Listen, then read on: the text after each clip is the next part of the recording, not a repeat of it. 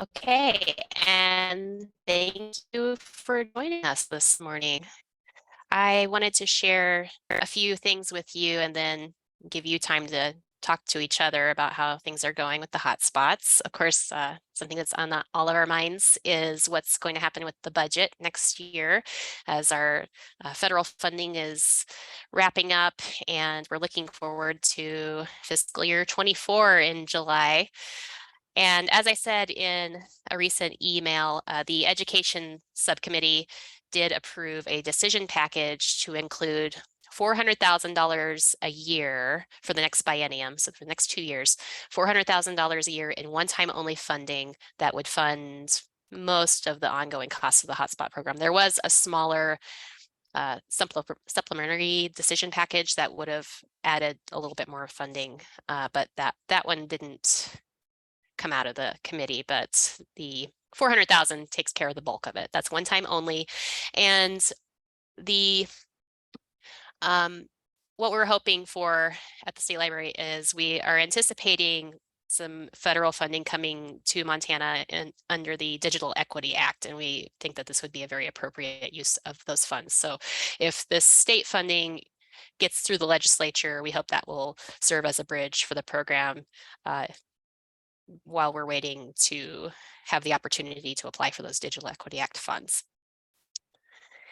And so $400,000 a year, that's it's so much money, but these are not inexpensive subscriptions. And so that would cover the subscription costs for the hotspot devices and hopefully a part-time support person at the state library, which we currently don't have.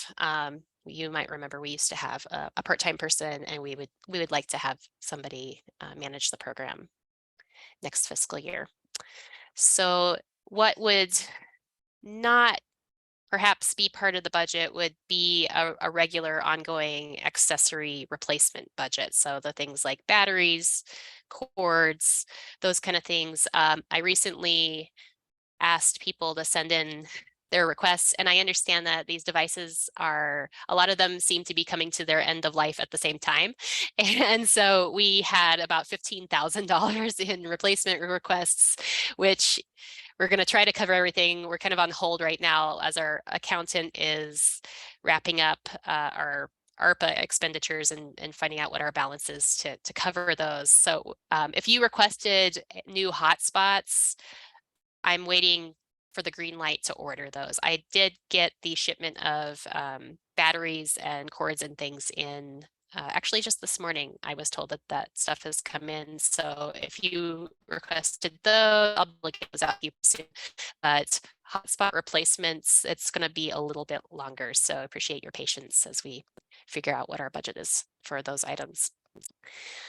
And so what I was trying to convey there is that we hope that if we get this funding, we'll be able to cover the subscription costs, but we may not be able to continue supplying the ongoing accessory replacements and perhaps not a lot of device replacements, but we'll try to clarify what that looks like after the session wraps up and exactly what kind of budget we're working with, if we're lucky to have a budget for this program, which we're guardedly optimistic about it at this point. So we'll see.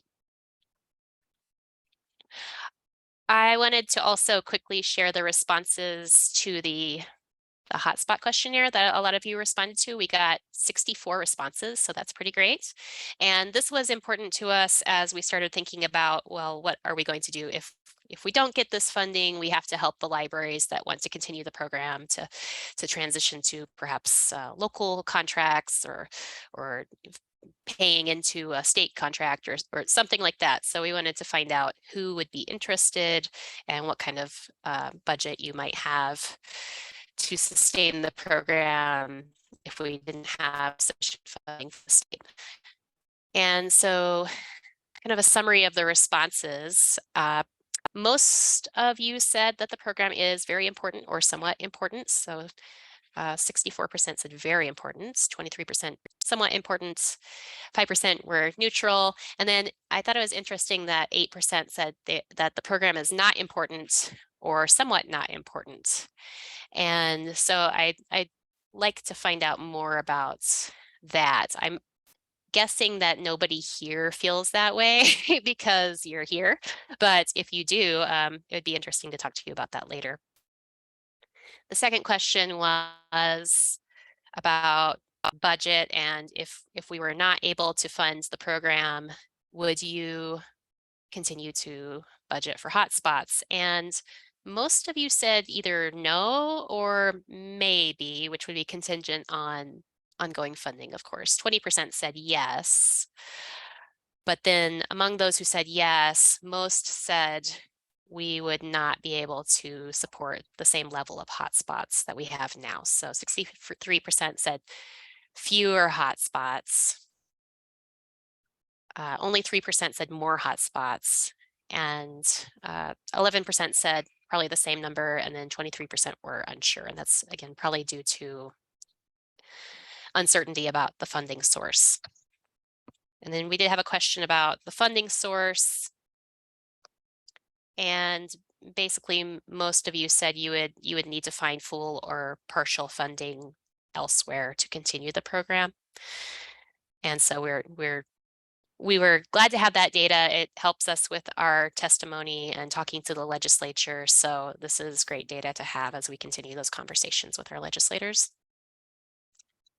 And then most people responded that they probably couldn't budget more than $200 a month for this program. So that's also good information to know. So our takeaways from this questionnaire, and we also got a lot of really good responses, a lot of good comments.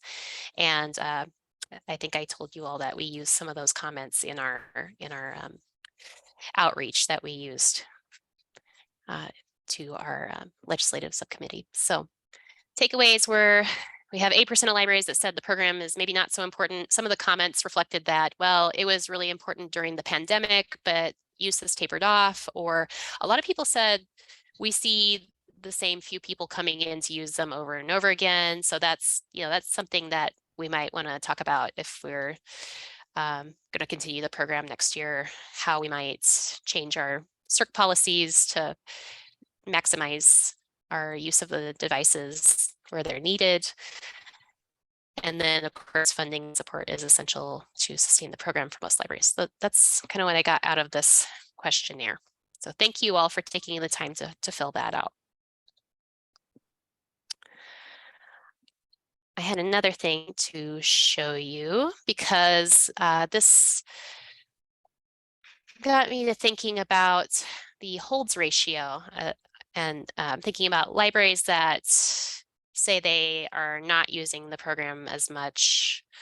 I wondered about the circulation in the shared catalog, which is the data we have access to. I know not all of you are on the shared catalog, but I was also surprised to find that most shared catalog libraries actually do not allow holds on hotspots. And so are you seeing an Excel spreadsheet now?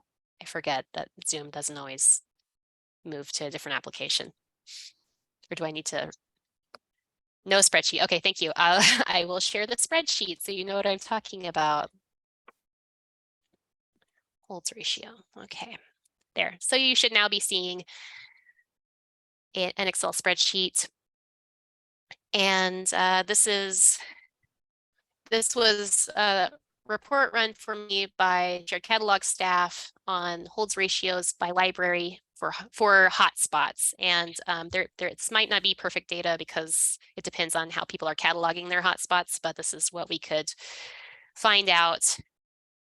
And I wanted to find out where the highest holds ratios were, where the lowest holds ratios were, so that we might start looking at options for redistributing hotspots that are not being used as much. I've already had a couple of libraries contact me and let me know, we're not really using these. We could send them to another library. So starting those conversations as we think about how to make good use of our budget next year. This opened up some questions for me that I'd like to ask you all about putting holds on hotspots. It appears that most people are not. I gave the card to Catherine to fill out for me.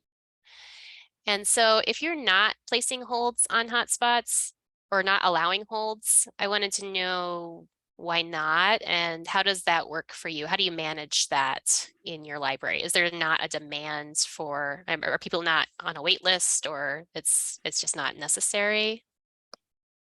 So this is Nancy from Wadsworth. I don't do holds just because it's just too difficult to manage. It's kind of a first come, first serve. If they're there, they can check them out. I just don't have the ability to manage holds. It's too complicated. This is Nancy and Laurel. We don't do the holds through the shared catalog, but we do have a wait list that we keep at the desk so that the next person that wants it can get it. Because we have the problem, which many of us do, that it's the same people all the time.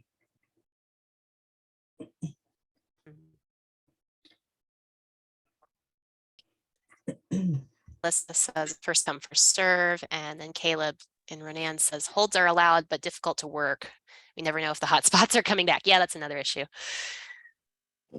And this is Michelle and Ronan, and another issue that we had was, as others have said, it was the same people.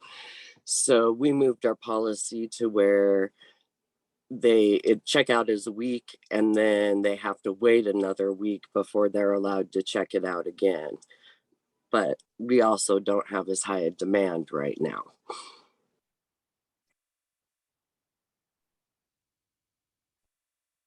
Sierra in Polson says, we allow holds on hotspots because they are often all checked out. Some of our patrons place holds independently online, but all of our staff are used to placing holds for patrons who are not able to do so.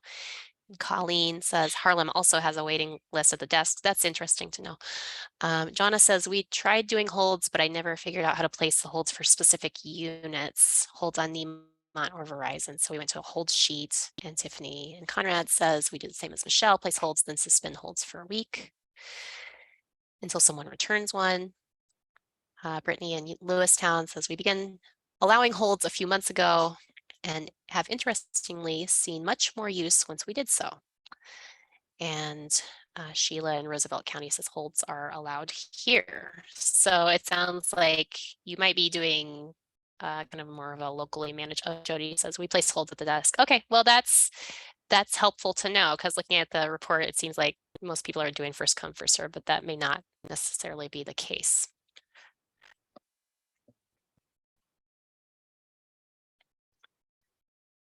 Jennifer says we allow holds with renewals as long as there are no holds.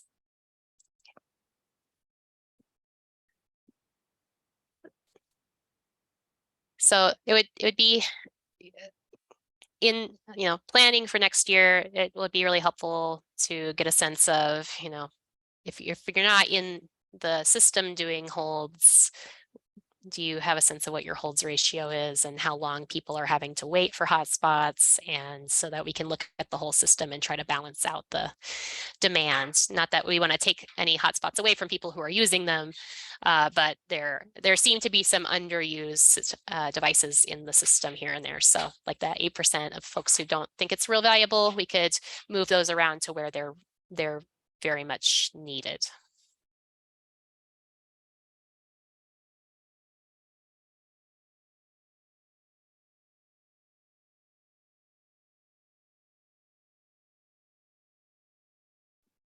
Okay, I just had a couple more things that I wanted to tell you about, and then I wanted to ask for your questions. But one thing that I'm looking into is, especially looking towards next year, is how to grant direct access to manage the Verizon devices.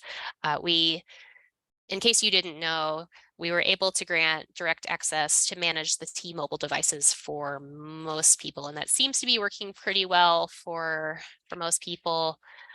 If you would like to have that access for your T-Mobile devices, you can contact me and we can get that set up. It didn't seem like there was anything for Verizon, but I think I might have figured something out working with Missoula.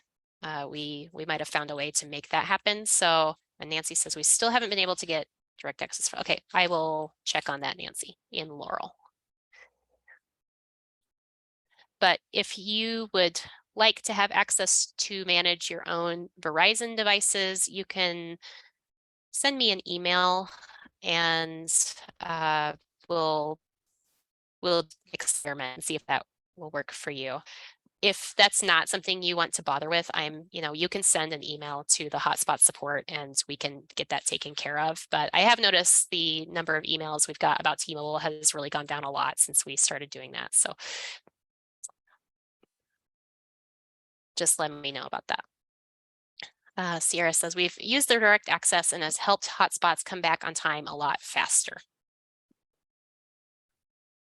Yeah, what I've noticed is that there are some libraries that are pretty strict about turning off access a few days after they're due. And then there seem to be some libraries that have never turned them off. And it does seem to be really effective in getting some of your devices back. So don't hesitate to ask if you would like to suspend. It's pretty easy to do, to just, you can turn them on and off pretty quickly. Okay.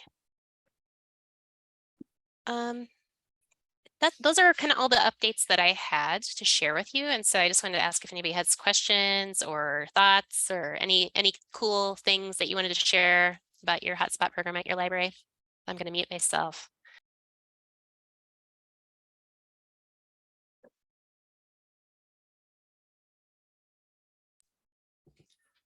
This is Nancy from Wadsworth. I do have a question.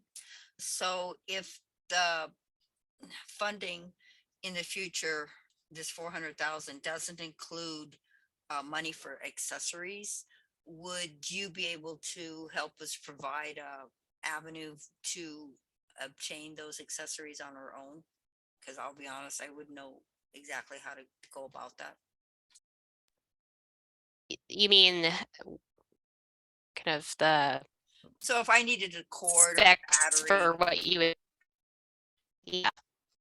yeah, we can, you can supply you with a list. okay. Yep.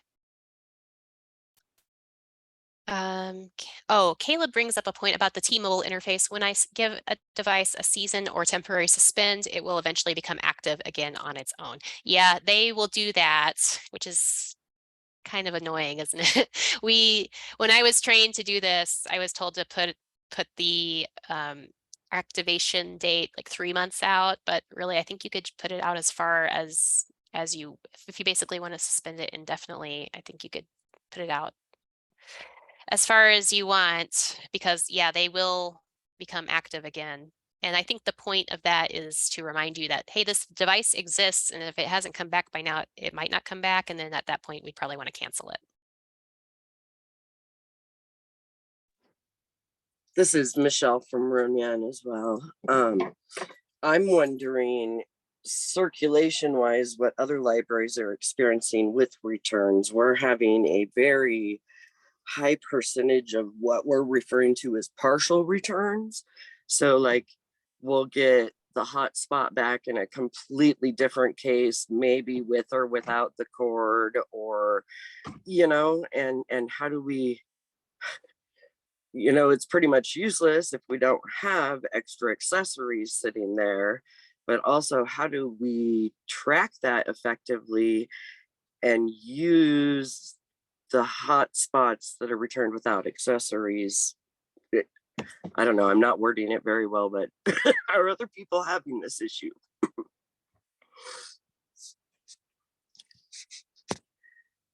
Sierra. Sierra says we have a process where we check all the parts before checking in the device. Contact the patron to give them a chance to find the missing pieces or otherwise charge a small replacement fee. And then Caleb asked, how do we catalog and circulate partial returns? Well, see, and we do that exact same thing. I mean, we check the devices, make sure everything is there before we check it out to them, as well as when the stuff comes back. But, then we're stuck with that device. I mean, yeah, if they bring the stuff back in a couple days, okay, but that doesn't seem to happen very often. We came up with, this is Nancy and Laura, we came up with a policy that they have to sign. And there's a check mark for everything that they say they're taking out. And so when they bring it back, if that's not there, there's also a price listed that says, okay, you owe us this. And we have a lady very unhappy with us right now because she has to, pay us $15 for the case that she broke. Right. And yeah, the case didn't cost that much. That's not the idea. The idea is, Well, by the time you process and all that, it does. well, the idea is that, you took this case home, it was in one piece, you brought it Yeah. back and it's broken. And now you're going to argue with us that you didn't do this. Well, somebody did, Yeah. so. Well, we have that in our policy as well, but that doesn't seem to do anything. Yeah, each, our thing for the outlet plug-in and the cord and they all have the same barcode on there, and it doesn't matter if they're not going to return them, you can't get them back. But So then what do you, my question is more like, what do you do with that? So you've got the hotspot, but none of the cords. You've got that tied to them with the fine that they owe for it. Right. How long do you wait before you use that hotspot, add new accessories and start checking it out? We do that immediately if we can. Okay. Because cords aren't that expensive. The issue No, is they're not. But it stays on their account until they pay it or bring back the cords. all right. Cool. I see lots popping up in chat too. Thank you.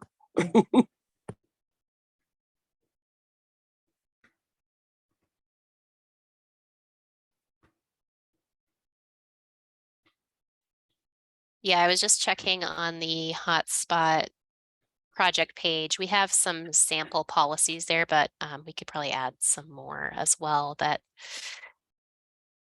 some of our folks in the chat here are talking about what they have in their policies, so we can provide examples of that. Yeah. Thank you.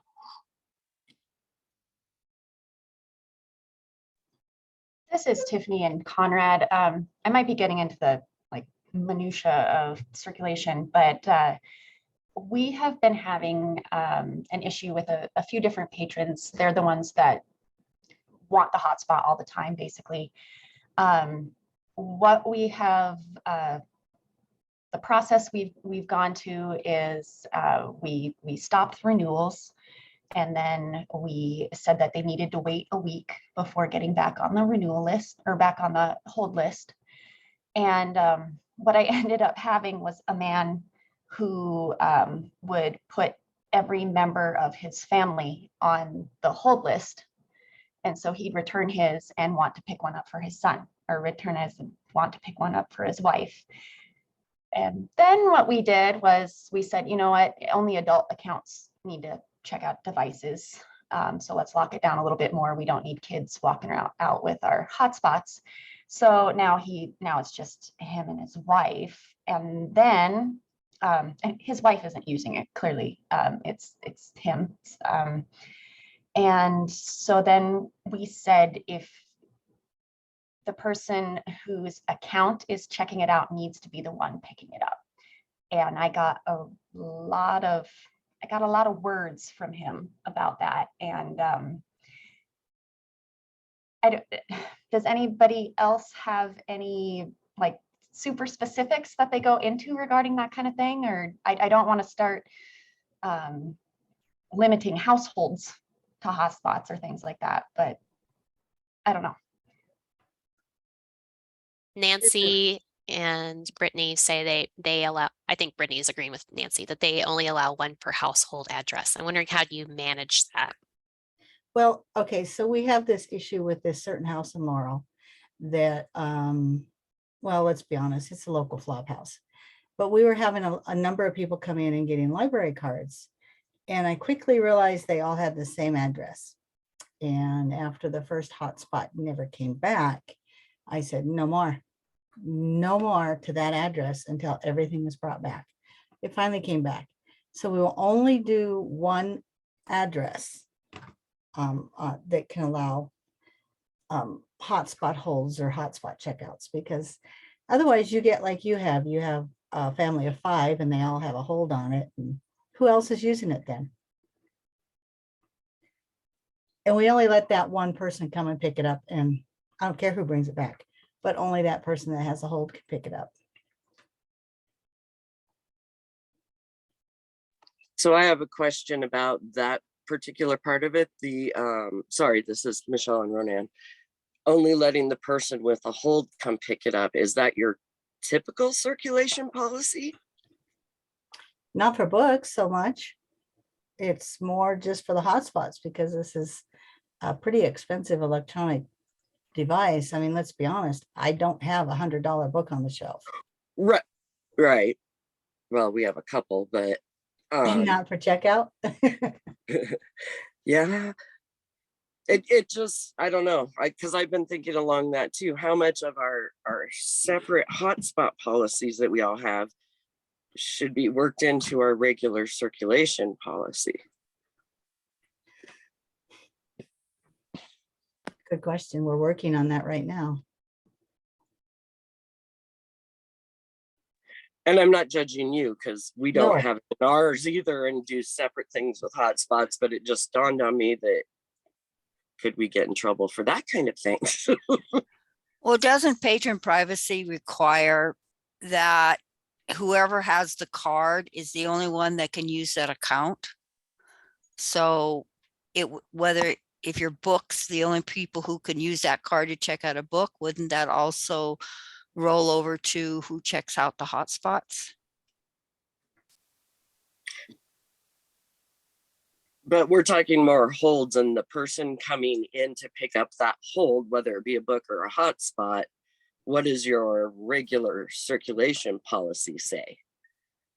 Well, this is Mary in Whitefish. Our regular circulation policy is that you have to at least have the card for that account. It's Okay. just different when you live in a small town, as you Yeah. do, Michelle. We know somebody's husband or wife, and so sometimes we're able to look their card up and make sure they know who's on it. But with a hotspot, I can see why circulation rules would be different. Yeah. Yeah, we make them re-sign the agreement every time they check it on the hotspot out again. Even if they had it a month ago, we make them re-sign that. Oh, we do too. Yeah.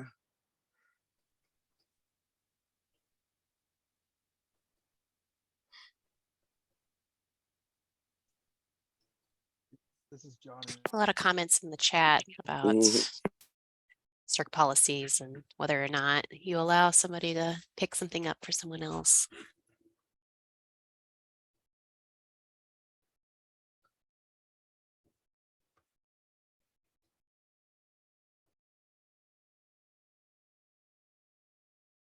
So I shared the example that we had on our website from Lincoln County, their borrower agreement, and they do outline the replacement charges for all the different components. So that's an example of one way you could do it. It sounds like we might want to gather more borrower agreements and circ policies. And what else would you like to see from your colleagues? What other kind of examples, documentation or practices would you like to know about?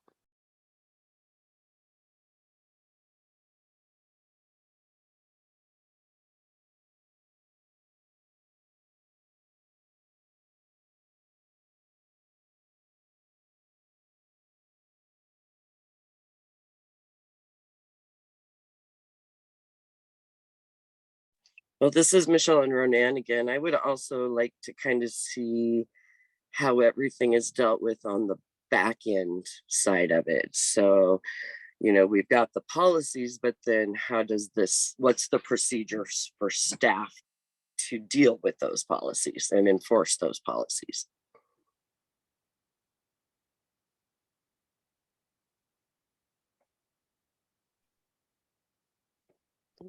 In circulation? Yeah, so like, okay, we're talking about, okay, we charge them $10 for the case that they don't bring it back in, and so that fine goes on their account. Then as a staff member, what am I supposed to do with the rest of the stuff that I have with me? Do I check that in, and do I have an extra case that I pop this in, assign a new barcode? you know, that kind of thing. How do people deal on our side of the stuff?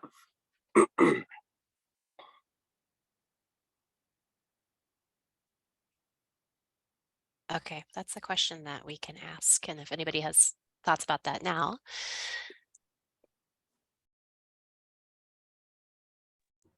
Well, I had to write something up for staff as to how to proceed, and I can send you that, Michelle. That would be lovely, Mary, my friend. We didn't, I don't have everything lined out for, you know, if they lose one part, it costs this, et cetera, like Lincoln County Right. did. But I seem to recall when we first started this project that the state library didn't want us to charge people for lost items. Right. But we see how this is going. Yeah. Yeah, I'm not going to tell you not to charge for lost items at this point.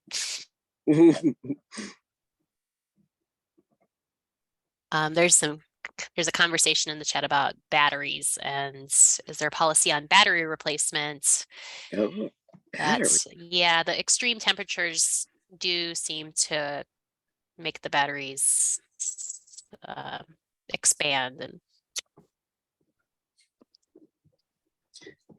And We've also, what do we do if we've got one that like the button sticks all the time, and Caleb pretty much has to tear it apart to make the button work again, and then the next person who has it, the button sticks and they can't get it turned on or off. And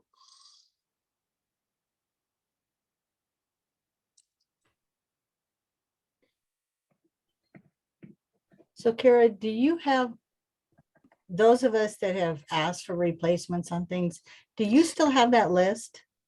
yes, I do.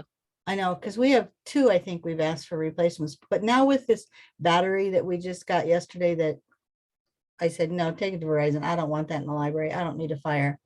How do we get a new battery then?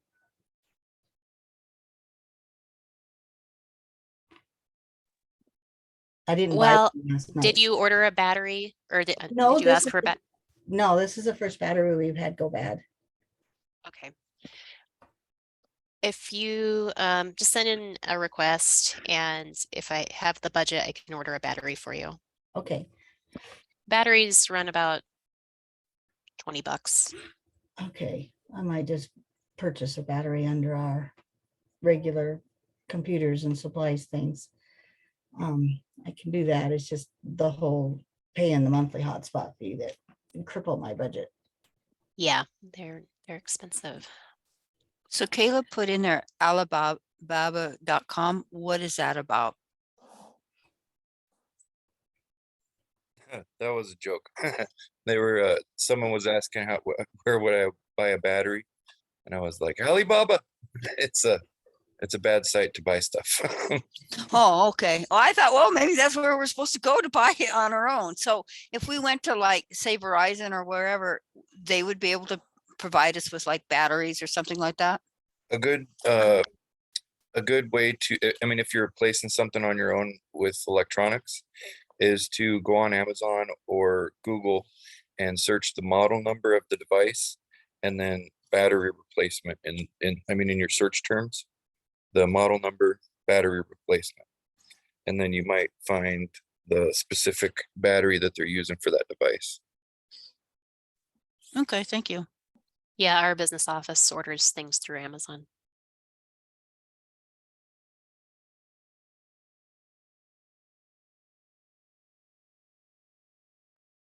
To clarify for that question Michelle was asking, the thing that we're having the issues with is that, let's say a device comes back without the case, and so we want the fines to keep running on that one account that didn't turn in the stuff, but we can't check it out to a new person because the fines are still running on the old account and it's tied to it in Biblionics. So do we like add a new hotspot number and then recatalog it, and then as soon as the old one goes out, like how does that work is what she was asking. Well, I think for many of us, if the case is broken or just missing, they would just be charged for the case. You would put it in a new case and then start circulating it. I'm guessing that's how most of us do that. So how many accessory parts like that do all of you keep on hand for that type of thing? You know, because in Ronan, it's not like we can just pop next door to the store and buy a new case. Although I have discovered some good ones at Walmart, but still that's, 20 miles away. Mhm. I mean, I got like a bulk order. But again, I probably have more hotspots because I have 3 branches than you, Michelle. Oh, yeah. Yeah. So buying like a bulk order of just cases. So I have like at least 10 always like on hand. Wow. And do you do the same with cords and Yeah, I just have okay. a collection of them. Okay. So Michelle, find another library that's small like you are and just go in partial so you don't have to order quite so many. You know? I don't think we would have a problem going through 10 too quickly, actually, is what's the sad part. Yeah, I think it's time for us to resupply. So I saw that in the chat, the question about do we charge them for the battery? Can we really put that on the patron that was using it unless we know for sure they left it in the sunlight or left it in the cold? Or do we just kind of eat that? When the devices come back to us, before we check them in, we have to make sure that they're functioning. Right. So like a cord, I don't know, a cord is kind of hard to tell by just looking at it, but yeah, we're supposed to turn it on and make sure that it's charged, and then go and plug it in and that kind of stuff when it comes in. Right. That's pretty much what we do, but is it something that basically, okay, this started happening when you were using it? Did you leave it in the sun? It's like, so I think we're just gonna have to eat those costs on that part. To me, that's kind of like a book that is so used that this happens to be the patron it falls apart on. Like, is that completely fair? I mean, my personal philosophy is I then just kind of eat it on the book because they just happen to be the unlucky person that checked it out when it decided to die. But that's just me. Right, when they bring it back, they're so apologetic. It's like, I'm sorry, I didn't mean for this to happen. Well, unless you abused it, it's fine.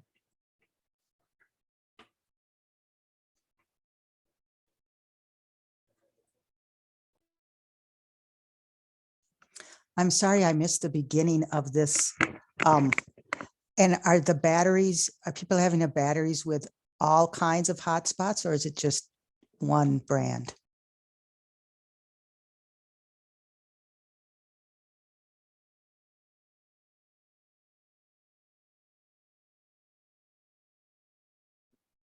Well, anecdotally, I've heard complaints about all kinds of batteries. Ours was a Verizon. Kara, how long has this program been in effect? Let's see. I think that we started sending out hotspots in the summer of 2000. 20? All right, yeah, 2020. It's like, okay, 20 2000, years. No Boy, wonder we were those behind the batteries are loop. given out. Yeah, 2020. Whatever. So this is our first battery to go bad. So I think that's a pretty good, out of 10, year and a half, 2 years.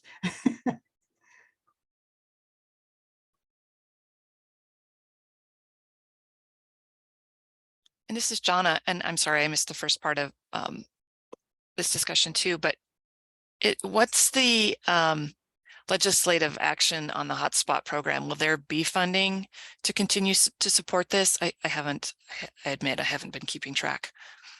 So at this point, there is one-time only funding that the education subcommittee approved for adding to the state library budget, which will go now to the full, to the legislature for them to act on. So it's in our budget as a one-time only, which would cover most of the program costs each year for the next 2 years.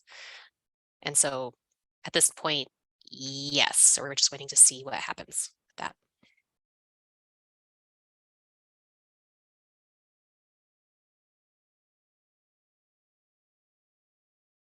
We get the sense that there's strong support for this program, and it's likely that we'll get that funding.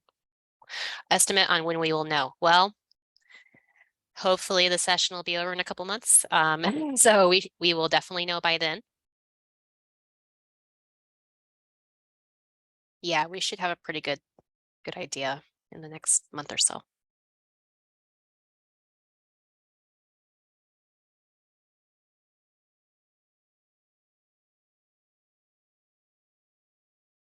I will let you all know as soon as I know anything new. So you are our contact then in all things hotspot Yep, that's me. until you hire someone else to take over? Yes. Okay, you can't have Eli, sorry.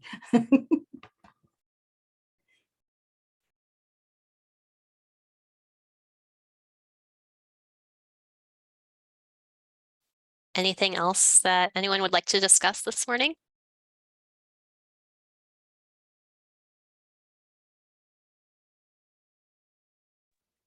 I just want to say thanks for all this, and hearing that others have some of the same issues makes you feel a little better.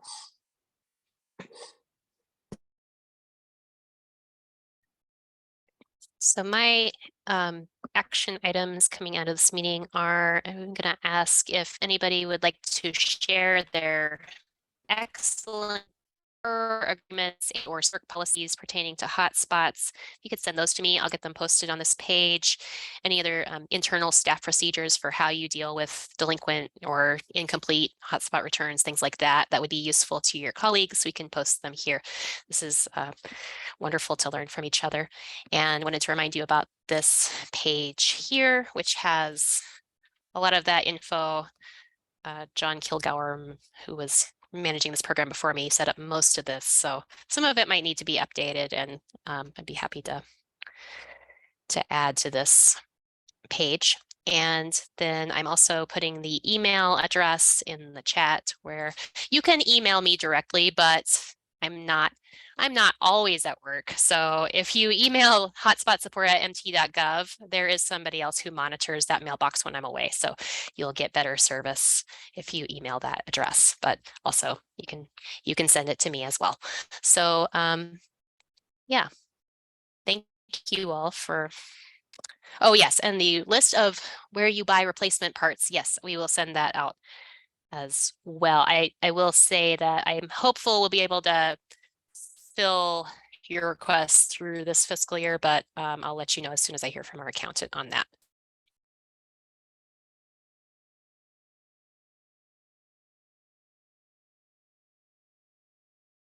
Thank you all so much. And I hope you have a good rest of your day.